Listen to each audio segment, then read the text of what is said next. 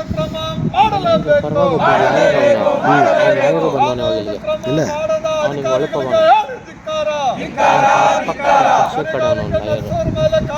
Case ಹಾಕಿದ್ನಲ್ಲ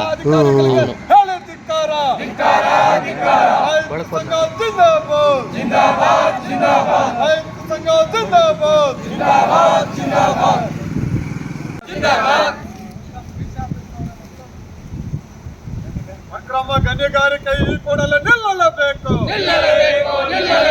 ಅಕ್ರಮ ಗಣಿಗಾರಿಕೆ ನಡೆಸೋರ ಮೇಲೆ ಕಾನೂನು ಗ್ರಾಮಸ್ಥರ ಬೇಡಿಕೆಗಳು ಈಡೇರಬೇಕು. ಉಡುಪಿನಲ್ಲಿ ಗ್ರಾಮಸ್ಥರಿಗೆ ರಕ್ಷಣೆ ಸಿಗಲೇಬೇಕು.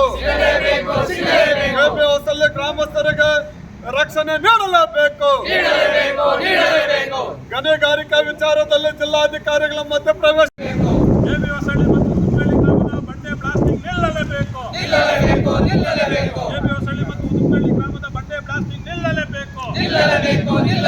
ಸುಮ್ಮನೆ ಸುದ್ದಿ ಆಗುತ್ತೆ ಅಷ್ಟೇ. ಗಾಳಿಗೆ ತೂರಿ ಬಂಡೆ ಬ್ಲಾಸ್ಟ್ ಮಾಡುವ ಮಾಲೀಕರಿಗೆ ಹೇಳಿ ಧಿಕ್ಕಾರ.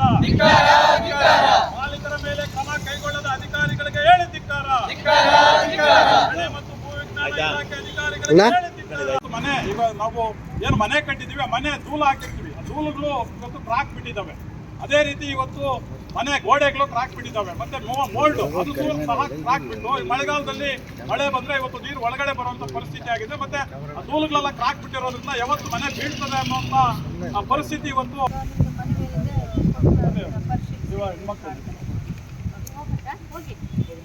ಗ್ರಾಮಸ್ಥರು ಬನ್ನಿ ಒಂದಿಬ್ರು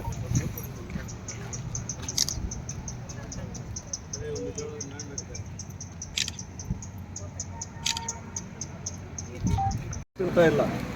ಬ್ಲಾಸ್ಟ್ ಮಾಡಿದ ತಕ್ಷಣ ಭಯ ಬರ್ತದೆ. ಅದಕ್ಕೆ ಮೇವು ತಿಂತಾ ಇಲ್ಲ. ಮೇವು ಸರಿಯಾಗಿ ತಿಂತಾ ಇರೋದ್ರಿಂದ ಇವತ್ತು ಹಾಲು ಉತ್ಪಾದನೆ ಕಡಿಮೆ ಆಗ್ತಾ ಇದೆ. ಮೂರನೇದು ಇವತ್ತು ಅಲ್ಲಿರ್ತಕ್ಕಂಥ ಜನಕ್ಕೆ